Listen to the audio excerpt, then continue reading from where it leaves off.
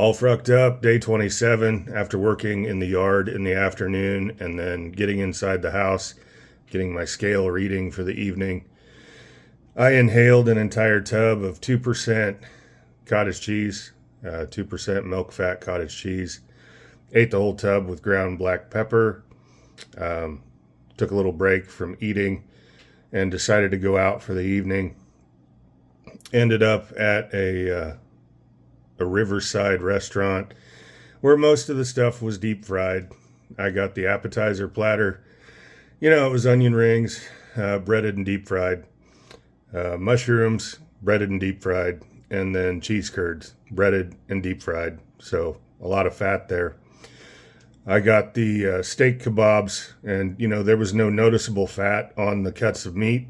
I know there was still fat there, but it was not a noticeable quantity. The cuts of meat on that skewer for that steak kebab looked very lean. So steak, sauteed onions, that was on the skewer. I had half a baked potato, plain, no butter, no sour cream, and that was my meal. So, it'll be interesting to see how that plays out on the scale. As far as the drink, I had a Starry, so I believe that's PepsiCo's equivalent of like Sprite. So, and I had a refill, so probably 24 ounces of Sprite. So, baked potato would have been low fat. The steak would have been relatively low fat. Like I said, the cuts on that skewer for the steak kebab looked lean. I didn't see any marbled fat.